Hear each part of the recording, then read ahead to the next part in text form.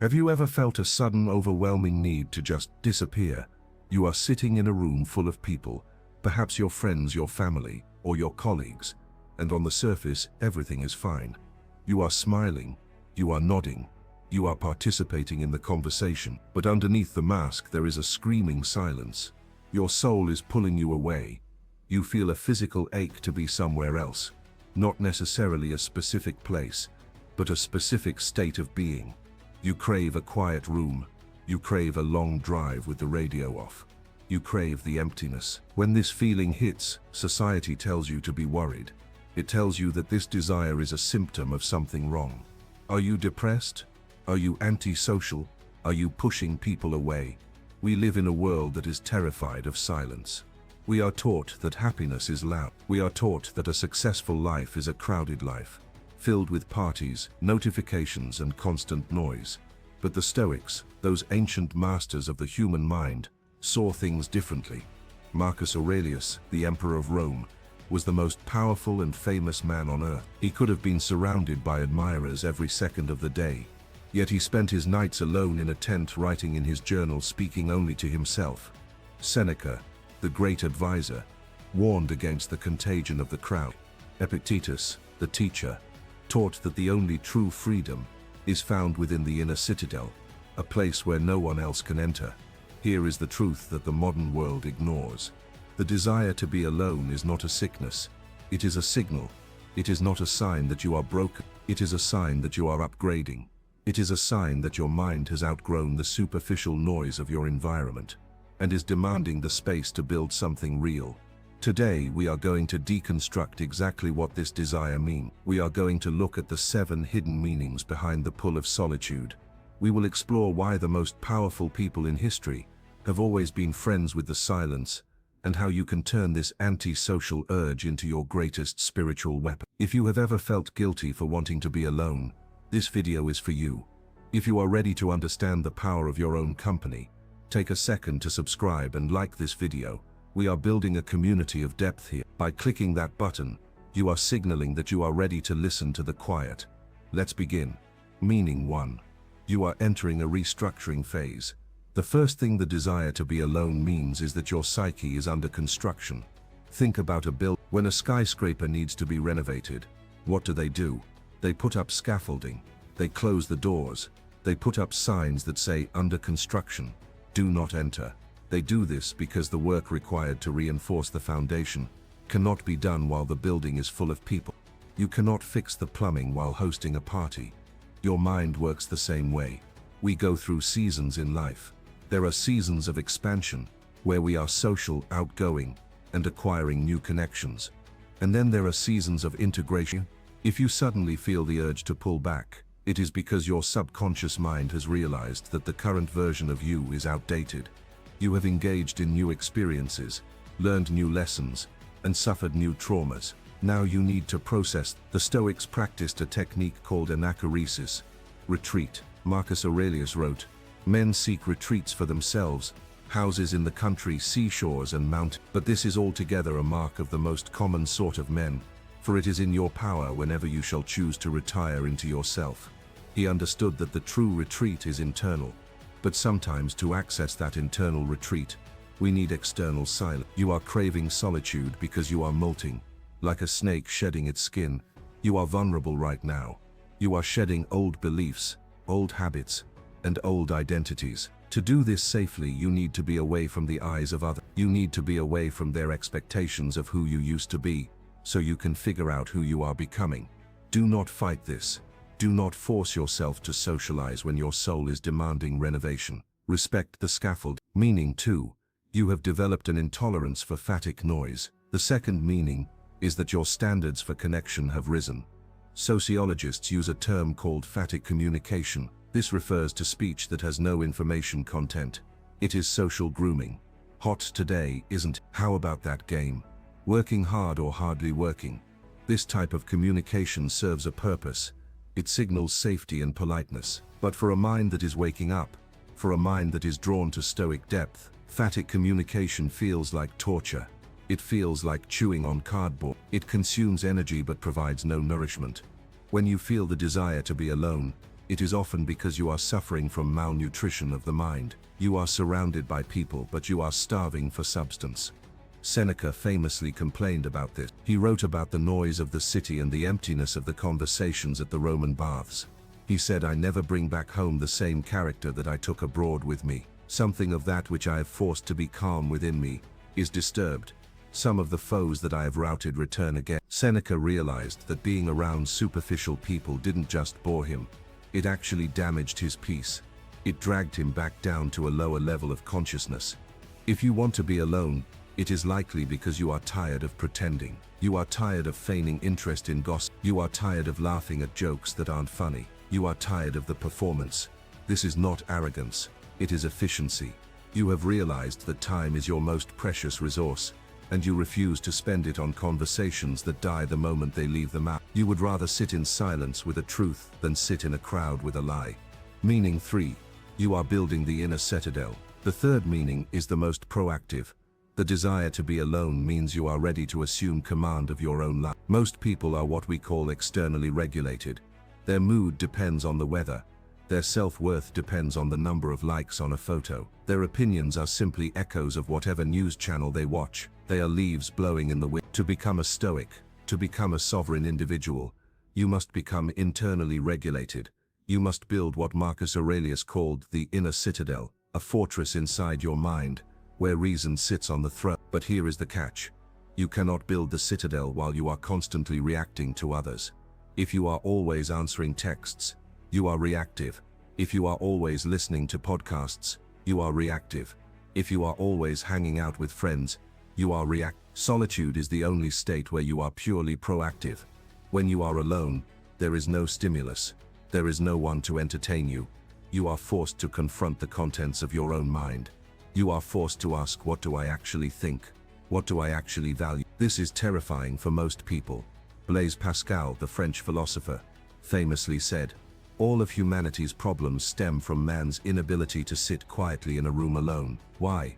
Because when you sit quietly, the demons come out, the insecurities, the regrets, the fear. Most people run from this. They turn on the TV. They call a friend. They numb the silence. But you are feeling the pull to face it. The desire to be alone means you are ready to fight the demons instead of running from them. It means you are ready to organize your internal furniture. When you spend time in the citadel, you strengthen the walls. You clarify your philosophy, so that when you do return to the world, you are no longer a leaf in the wind, you are the wind itself. Meaning 4. You are recovering from empathy burnout. The fourth meaning is biological. You are likely an absorbent person. In Stoicism, we talk a lot about sympathia, the interconnectedness of all things. Some people feel this more intensely than others. If you are a person who naturally reads the room, who feels the emotions of others, who listens to your friends' problems, you are paying a tax. It is an energy tax. Every interaction costs you something. You are constantly micro-adjusting your behavior to make others comfortable. You are constantly absorbing their anxiety, their complaints, and their chaotic energy. The desire to be alone is your battery warning light flashing low power. It is your biology screaming for a recharge. We treat our phones better than we treat ourselves. When your phone is at 1%, you don't force it to run complex apps. You plug it in and leave it alone. Yet when our social battery is at 1%, we force ourselves to go to happy hour because we don't want to seem rude. This is a violation of nature. The Stoics believed in living in accordance with nature, and part of your nature is the rhythm of expansion and contraction, day and night, summer and winter. If you are in a winter phase of your social battery, respecting that is not selfish. It is necessary survival. If you do not pull back voluntarily, your body will force you back involuntarily, through illness, through burnout, or through a mental breakdown. The desire to be alone is a safety mechanism. It is your soul putting up a closed for business sign so that it can restock the shelf. Meaning 5. You are preparing for a great work. Look at history. Look at the biographies of the greats. Isaac Newton, Nikola Tesla, Steve Jobs, Marcus Aurelius, Jesus, Buddha. What do they all have in common? Periods of intense, radical solitude. Great work, whether it is art, philosophy, business, or spiritual enlightenment, requires deep work.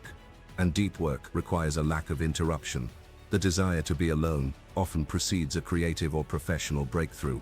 Your mind is trying to gather its resources for a massive push. It is trying to allocate 100% of your RAM to a single problem. If you are constantly available, you are fragmented. Your attention is sliced into tiny, useless pieces. Seneca wrote, "To be everywhere is to be nowhere." If you feel the urge to lock the door and turn off the phone, it might be because there is a masterpiece inside of you trying to get out. It might be a book. It might be a business plan. It might just be a clear vision of your future. Whatever it is jealous. It demands your full attention. It will not share you with the crowd. Trust this instinct. The world does not need you to be at another party. The world needs what you will find when you leave the party and sit at your desk. Meaning 6. You are mastering autarkia, self-sufficiency. The Stoics had a word, autarkia. It translates to self-sufficiency, or independence. To the Stoic, dependency is slavery. If you need people to entertain you, you are a slave to their schedules. If you need people to validate you, you are a slave to their opinion. If you need people to comfort you, you are a slave to their mood. The ultimate goal of the Stoic is to be happy, even if the whole world disappears. The desire to be alone is your training ground for autarkia. It is you learning how to be your own best friend. It is you learning how to validate yourself. It is you learning how to self-soothe. When you can sit in an empty room for a weekend and feel absolutely content, you become dangerous. You become invincible. Why? Because you no longer negotiate for your happiness. Most people stay in toxic relationships because they are afraid of being alone. Most people stay in bad jobs because they are afraid of losing their status. Most people follow the herd because they are terrified of the silence. But if you have mastered the silence, if you prefer the silence, then you cannot be threatened. You cannot be manipulated. You can walk away from any negotiation, any relationship or any situation, because you know that the alternative, being alone, is actually a paradise for you. The desire to be alone is the desire for freedom. Meaning 7. You are no longer numbing your mortality. This is the deepest meaning, and the darkest. Why do people really hate silence? Because in the silence, you can hear the clock ticking. When you are distracted, when you are busy, when you are drunk, when you are loud, you can pretend you are going to live forever. You can ignore the passage of time. But when you are alone, you are confronted with Memento Mori. Remember death. You realize that life is you realize that you are aging. You realize that many of the things you are worrying about do not matter. Most people run from this realization. They treat solitude like a haunted house. But the Stoic walks into the house and turns on the light. The desire to be alone means you are ready to stop numbing yourself to the reality of your life. You are ready to look at the timeline. You are ready to ask, if I died tomorrow, would I be happy with how I spent today? This confrontation with mortality is painful, but it is the only thing that produces an authentic life. Once you accept the silence and the ticking clock, you stop wasting time. You stop tolerating nonsense. You stop living for others. You start living with urgency. The warning: solitude versus isolation. Now a necessary warning. There is a difference between solitude and isolation. The Stoics praised solitude, but they warned against isolation. Solitude is chosen. Isolation is suffered. Solitude is a restoration of the self. Isolation is a hiding from the world. Solitude leads to clarity. Isolation leads to bitterness. Marcus Aurelius retreated to his tent to write, but the next morning, he marched out to lead the legions. He retreated to recharge, not to escape his duty. If you find yourself using aloneness to avoid responsibility, to avoid work, or to wallow in self-pity, that is not Stoicism. That is cowardice. The purpose of the retreat is to return stronger.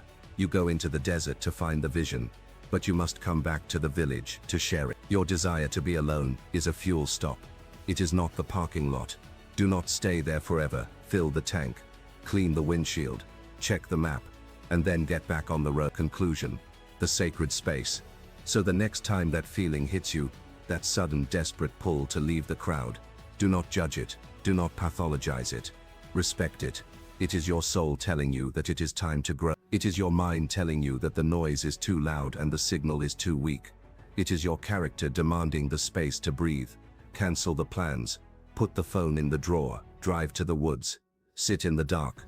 Do not be afraid of the empty, for it is in the emptiness that you will find the only thing that matters.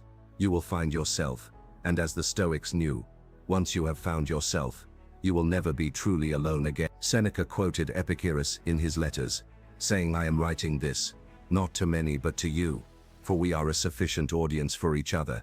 You are a sufficient audience for yourself. Never forget that." Final challenge. I have a challenge for you this week. I want you to schedule a Stoic appointment with yourself. Not a time to watch Netflix alone, not a time to scroll TikTok alone. A time to be consciously alone, 1 hour. No phone, no music, no books, just you and a notebook, or just you and a walk. Confront the silence. See what comes up. See if you can sit with yourself without reaching for a distraction. If you accept this challenge, I want you to write a declaration in the comments. Write, "I am comfortable in the quiet." Make that your mantra. And if you want to learn how to use that quiet time effectively, if you want the blueprint for the journaling practices that Marcus Aurelius used to build his mind, then you need to watch this video, appearing on your screen right now. It is the guide to Stoic journaling, and it is the perfect companion to your solitude. Click it, embrace the void, and I will see you on the other side.